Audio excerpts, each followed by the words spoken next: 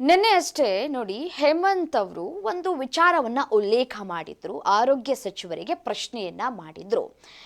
ಈಗಾಗಲೇ ಪನ್ನೀರನ್ನ ನೀವು ಕೊಳ್ತಾ ಹೋಗಿದೆ ಅಥವಾ ಕಲಬೆರಕೆ ಪನ್ನೀರನ್ನ ಕೊಡ್ತಾ ಇದ್ದೀರಿ, ಅದನ್ನ ಸೇವನೆ ಮಾಡಬೇಡಿ ಅಂತ ಹೇಳಿ ಅದನ್ನ ಬ್ಯಾನ್ ಮಾಡ್ತಾ ಇದ್ದೀರಿ.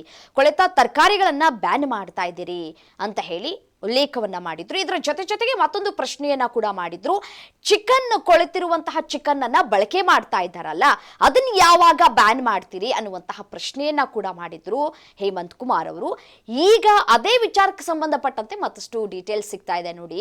ಹೆಸರಿಗೆ ಪ್ರತಿಷ್ಠಿತ ಮಾಲ್, ಬಟ್ ಆದರೆ ಅಲ್ಲೂ ಕೂಡ ಕೊಳೆತ ಮಾಂಸ ಅಂದ್ರೆ ಚಿಕನ್ ಸಿಗ್ತಾ ಇದೆ ಅನ್ನುವಂತಹ ವಿಚಾರ ಬೆಳಕಿಗೆ ಬರ್ತಾ ಇದೆ. ಆ ಕುರಿತ ಬ್ರೇಕಿಂಗ್ ಅಪ್ಡೇಟ್ ಬರ್ತಾ ಇದೆ ನೋಡಿ. ಪ್ರತಿಷ್ಠಿತ ಮಾಲ್ಗಳಲ್ಲೂ ಕೂಡ ಇದೀಗ ಕೊಳೆತ ಚಿಕನ್ ಅನ್ನ ಮಾರಾಟ ಮಾಡ್ತಾ ಇರುವುದು ಬೆಳಕಿಗೆ ಬರ್ತಾ ಇದೆ.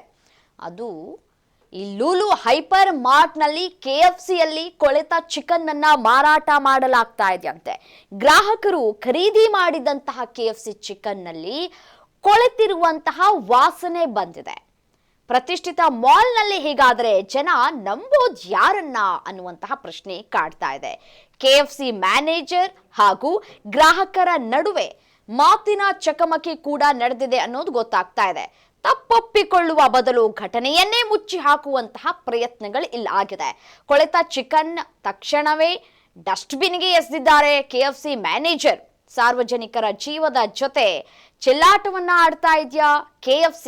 ಪ್ರಭಾವಿ ಸಂಸ್ಥೆಗಳ ವಿರುದ್ಧ ಕಠಿಣ ಕ್ರಮಕ್ಕೆ ಗ್ರಾಹಕರು ಆಗ್ರಹಿಸ್ತಾ ಇದ್ದಾರೆ.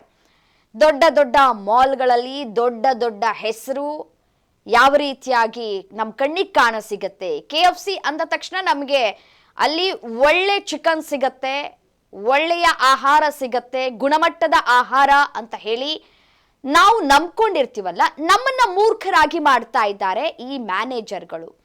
ಮತ್ತೆ ಅಲ್ಲಿ ಆಹಾರ ಹೇಗಿದೆ, ಚೆನ್ನಾಗಿದೆಯಾ ಇಲ್ವಾ, ಅಥವಾ ಆ ಆಹಾರ ಕೆಟ್ಟು ಹೋಗಿದೆಯಾ, ಅದನ್ನು ಬಿಸಾಡಬೇಕಾ ಬೇಡವಾ ಅನ್ನೋದನ್ನ ಅಲ್ಲಿರುವಂತಹ ಸಿಬ್ಬಂದಿಗಳು ಮುನ್ನೆಚ್ಚರಿಕಾ ಕ್ರಮವನ್ನ ತೆಗೆದುಕೊಳ್ಬೇಕು. ಬಟ್ ಆದ್ರೆ ಇಲ್ಲಿ ಕೊಳೆತ ಮಾಂಸ ಇದೆ ಸ್ವಾಮಿ ಅಂತ ಹೇಳಿ ಪ್ರಶ್ನೆ ಮಾಡಿದಂತಹ ಗ್ರಾಹಕರ ಮೇಲೆಯೇ ಯಾವ ರೀತಿಯಾಗಿ ಮಾತನಾಡ್ತಾ ಇದ್ದಾರೆ ಅಂತಂದ್ರೆ ಮ್ಯಾನೇಜರ್ಗಳು ಅದನ್ನ ಕಿತ್ತು ತಕ್ಷಣವೇ ಡಸ್ಟ್ಬಿನ್ಗೆ ಹಾಕ್ತಾ ಇದ್ದಾರಂತೆ. ಬಂಡವಾಳ ಬಯಲಾಗೋಯ್ತಲ್ವಾ. ಸೊ ಹಾಗಾಗಿ ಎಲ್ಲಿ ಇದು ಮತ್ತೊಂದು ತಿರುವನ್ನ ಪಡೆದುಕೊಳ್ಳುತ್ತೋ ಅನ್ನುವಂತಹ ಆತಂಕ ಅವರನ್ನ ಕಾಡ್ತಾ ಇದೆ. ಇಷ್ಟೆಲ್ಲ ಆತಂಕ, ಇಷ್ಟೆಲ್ಲ ಭಯ ಇರೋರು ಗ್ರಾಹಕರಿಗೆ ನಾವು ಶುಚಿತ್ವವಾದಂತಹ ಆಹಾರವನ್ನ ಕೊಡಬೇಕು ಅನ್ನೋದು ಕಾಮನ್ ಸೆನ್ಸ್ ಅಲ್ವಾ? ನಿಮ್ಗೂ ಕೂಡ ಅದೇ ಕೊಳೆತ ಆಹಾರವನ್ನ ಕೊಟ್ರೆ ನೀವು ತಿಂತೀರಾ? ಅಥವಾ ನಿಮ್ಮ ಮನೆಯವ್ರಿಗೆ ಯಾರಿಗಾದ್ರೂ ಕೊಟ್ರೆ ನೀವು ತಿಂತೀರಾ?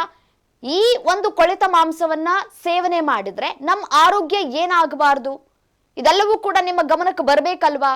ನಾವು ನಿಮ್ಮ ಕಂಪನಿಯನ್ನ ನಂಬ್ಕೊಂಡು ಇಲ್ಲಿ ಒಳ್ಳೆ ಸಿಬ್ಬಂದಿಗಳಿರ್ತಾರೆ, ಒಳ್ಳೆ ಆಹಾರವನ್ನ ತಯಾರು ಮಾಡ್ತಾರೆ, ಬಿಸಿ ಬಿಸಿ ಊಟ ಸಿಗತ್ತೆ ಅಥವಾ ಬಿಸಿ ಬಿಸಿ ಚಿಕನ್ ಸಿಗುತ್ತೆ ಅಂತ ಹೇಳಿ ಬಂದಂತಹ ಗ್ರಾಹಕರಿಗೆ ನೀವು ಯಾಮಾರಿಸುವಂತಹ ಕೆಲಸವನ್ನ ಮಾಡ್ತಾ ಇದ್ದೀರಲ್ಲ, ನಾಚಿಕೆ ಆಗಲ್ವಾ ನಿಮ್ಗಳಿಗೆ?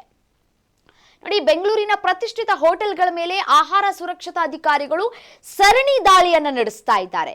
ಕೆಟ್ಟ ಆಹಾರ ಧಾನ್ಯಗಳು ಮತ್ತೆ ಕೊಳೆತ ಮಾಂಸವನ್ನ ವಶಕ್ಕೆ ಪಡೆದುಕೊಂಡು ಲ್ಯಾಬಿಗೆ ಕಳಿಸುವಂತಹ ಕೆಲಸವನ್ನ ಕೂಡ ಮಾಡ್ತಾ ಇದ್ದಾರೆ. ಆ ಒಂದು ವಿಚಾರ ಸದ್ಯಕ್ಕಿನ್ನೂ ಕೂಡ ಸಾಗ್ತಾ ಇದೆ. ಬೇರೆ ಬೇರೆ ರಾಜ್ಯಗಳಲ್ಲೂ ಕೂಡ ಈ ಬಗ್ಗೆ ಆರೋಗ್ಯ ಇಲಾಖೆ ಅಲರ್ಟ್ ಆಗಿದೆ. ಈ ಸಂದರ್ಭದಲ್ಲಿಯೇ KFC ಅವರು ಕೊಳೆತ ಮಾಂಸವನ್ನ ಕೊಡ್ತಾ ಇದ್ದಾರೆ ಅಂತಂದ್ರೆ ಯೋಚನೆ ಮಾಡಬೇಕು. ಗ್ರಾಹಕರೇ, ನೀವು ತಿಂತಾ ಇರೋ ಆಹಾರ ಎಷ್ಟು ಸೇಫ್, ನಿಮ್ಮ ಆರೋಗ್ಯದ ಮೇಲೆ ಇದು ಎಷ್ಟು ಪರಿಣಾಮ ಬೀಳುತ್ತೆ ಅನ್ನೋದನ್ನ ಯೋಚನೆ ಮಾಡಿ ಒಮ್ಮೆ.